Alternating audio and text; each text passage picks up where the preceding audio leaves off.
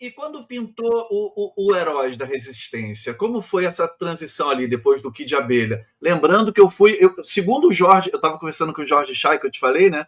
Eu fui no Teatro Ipanema, acho que era no lançamento do disco, assim. Foi numa quarta-feira chuvosa e tudo. Eu fui pro Teatro Ipanema assistir e eu fiquei completamente fascinado por você. Eu não tinha comprado o disco. Eu fui Ah, assistir, eu fui assistir o show e eu fiquei apaixonado pelo visual, pela iluminação, pelo figurino de vocês, assim, era muito impactante, era muito massa. quando você foi, teve participações, porque o Ed Mota chegou a cantar com a gente, teve uma Não, cantora francesa, a Fanny, que também cantou com a gente.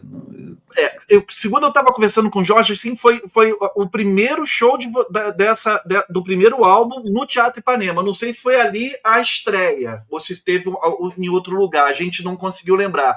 Mas foi assim, anunciado no Teatro Ipanema, e eu fui. Eu não tinha ouvido o disco ainda, já escutava as músicas na rádio, Só Pro Meu Prazer, era o grande sucesso, e Esse Outro Mundo, acho que foi o Uhum. carro-chefe, né?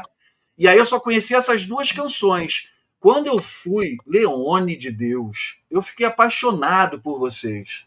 Sabe? Eu adorei aquele show. Foi muito impactante para um menino. Isso eu estou falando de 86, né? 87. 86 a gente lançou o disco. Então foi em fevereiro, eu lembro que foi janeiro ou fevereiro de 87. Então foi 87, porque É, a música, o Só Pro Meu Prazer, ela foi a segunda música de trabalho. A primeira foi Esse Outro Mundo. E ela estourou no Natal foi, de foi. 86. Então, assim, a partir dali que a banda realmente começou a fazer É. show pra caramba. Eu tenho na minha mente isso, porque eu tinha uma namoradinha de verão, que ela era de Manaus. E foi no dia que eu me despedi dela. No dia seguinte, ela tá voltando para Manaus. Eu me despedi dela em Botafogo. Ela estava na casa da tia dela ali na São Clemente. Aí eu me despedi e fui pro Teatro Ipanema. Nossa, aí quando eu só para o meu prazer, eu me debulhei. Aquele menino de 16 anos ali não se aguentou. Foi maravilhoso. Assim. Como é que foi a passagem, né, do Kid Abelha para a proposta do herói? Era uma coisa que você tinha, que você concebeu sozinho, teve ajuda? Cara, foi um monte de coisa, né, que me fez querer montar os heróis e depois sair do Kid Abelha para assumir os heróis. A primeira foi que eu fui casado com a Paula e a gente se separou. E a partir daí a convivência ficou muito esquisita, sabe? Muito estranha. A gente continuou trabalhando, mas eu tinha minhas namoradas, ela tinha o namorado dela e não sei o quê. Assim, não era uma coisa complicada para mim, mas já era para ela o relacionamento pessoal ficou muito difícil. Mesmo assim, a gente compôs juntos o, o Educação Sentimental. Fiz menos parcerias com ela do que fiz no primeiro disco, mas a gente tem várias parcerias. E, e também tinha uma outra coisa do Kid Abelha, que era eu queria cantar. Uhum. No começo do Kid Abelha, eu tocava baixo ou cantava. Fazer as duas coisas ainda era um mistério. Com o tempo tocando ali, virou uma coisa simples para mim, tocar baixo e cantar. E aí eu queria cantar mais. Mas no Kid Abelha não tinha espaço. Eu até consegui, né? Negociei lá no segundo disco, eu canto duas músicas, o Educação Isso. Sentimental e Conspiração Internacional. Canto duas músicas ali. Mas não sentia que não tinha espaço.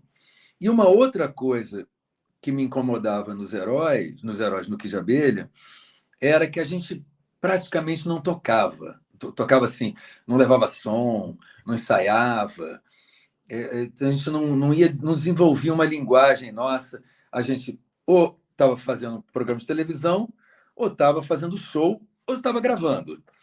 Não tinha essa coisa de a gente tentar compor junto, tentar fazer uma coisa de banda, sabe? Uhum. E aí eu resolvi montar os Heróis como uma banda, um projeto paralelo. E, para minha grande alegria, o baterista, o Alfredo Dias Gomes, tinha um estúdio em casa. Estúdio de ensaio. Gravação também, mas de ensaio. Então, eu passei aí diariamente para aquele estúdio tocar. Então, assim, você vê os arranjos dos Heróis no primeiro disco, são muito cheios de detalhe, muito cheios de convenção, porque a gente estava tocando ali o tempo todo, aí pintava uma ideia, vamos trocar isso, vamos fazer assim, não sei o quê. Isso era uma coisa que me entusiasmava muito. Então, eu estava cantando e tocando o tempo todo, sabe? Assim, quase toda a tarde a gente estava lá tocando. E eu fui tendo muito mais entusiasmo pelos Heróis do que pelo Kid de Abelha. Apesar de que eu assim, ganhava minha vida com o Kid de Abelha, né? A gente tocava, fazia show pra caramba. Os shows eram ótimos. Todas as músicas daqueles 2 primeiros discos eram minhas. Uhum. Seja sozinho, seja com a Paula, seja com o Jorge. Assim, eram todas minhas. Então, assim, eu adorava tocar aquilo. Mas tinha esse, o lado pessoal que estava complicado, e tinha essa história de não tocar. Aí, no começo da turnê do segundo disco, eu resolvi ser sincero e falar para a banda: ó, galera, quando terminar essa turnê, eu vou sair da banda, porque eu quero seguir com os Heróis e tudo mais. Eu fui falar isso e no dia seguinte teve uma briga que não deu mais para ficar. Caramba. Eu falei, pô, eu devia ter esperado para falar depois, no final da turnê, né? Mas eu queria dar tempo a eles de se Sim, prepararem, entendeu? sim. E aí, no dia seguinte, teve uma briga pública, né? Todo mundo ficou sabendo, deu em revista e tudo mais. E aí, Aquela que teve lá no Rio, da Pandeirada, né, que você está falando. exatamente, o da Pandeirada. E aí, no dia seguinte, o, o Midani, né, o André Midani, que era o presidente da Warner, por onde a gente estava gravando com o Kid Abelha, me ligou. Uhum. Falou: ó, não sei o que você vai fazer, mas o que você quiser fazer, faz aqui com a gente. Nossa, que ótimo. Eu falei: tem uma banda. Ele: tem certeza uma banda? Você não quer fazer uma carreira solo? Eu falei: não, eu quero fazer uma banda. Eu já tenho uma banda, estou ensaiando com essa banda, não sei o quê. Uhum. Isso foi em fevereiro. Em maio, eu entrei no estúdio para gravar com os Heróis, porque a gente já estava ensaiado. A Sim. gente só seguiu mais um pouco, aperfeiçoou, gravou, compôs mais algumas coisas. E aí o Liminha foi no ensaio, gostou, tudo mais, a gente marcou. Então, assim, eu saí em fevereiro, março, abril, mas 3 meses depois eu estava no estúdio gravando, e no final do ano já estava lançando, e no final do ano já estourou Só Pro Meu Prazer. Né? Sucesso. Sucesso. Esse Outro Mundo tocou bem no rádio também, eu lembro Tocou, disso. tocou bastante. Foi uma música. Mas o Só Pro Meu Prazer foi uma coisa, aquela coisa, de furar a bolha, né? Não foi só o pessoal de rock que gostava. Salvo engano, ela entrou na trilha sonora de uma novela na Globo. Daí isso também fazia toda a diferença, né, para um artista.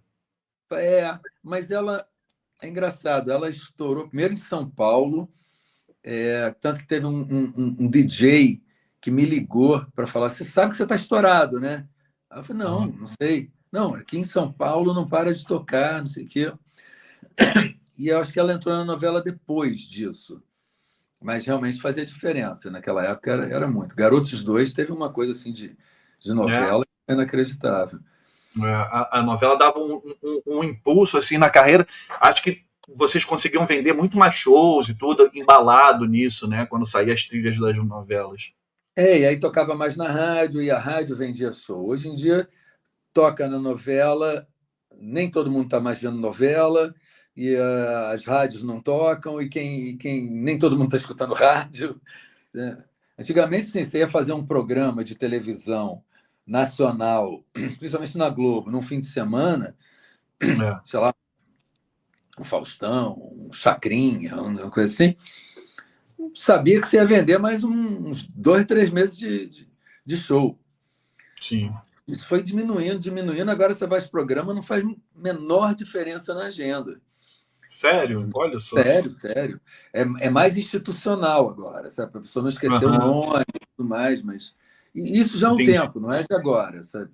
Você vai no entendi. programa de televisão, inclusive as televisões passaram a fazer aquela coisa de medição de Ibope. Então, tá. tal, sei lá, uma coisa sensacionalista, o Ibope está lá em cima. Aí entra um cantor, o Ibope baixa um pouquinho, aí tira o cara, só pode cantar 2 minutos, não sei o quê. Então, a gente nem consegue mostrar muito mais.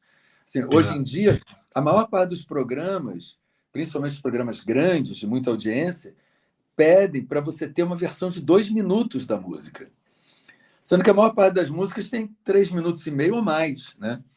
Então é isso, tira um pedaço da introdução, depois do segundo refrão não tem solo, não tem bridge, não tem nada, terminou e acabou. Então, assim, a música perdeu muito da importância que ela tinha mesmo.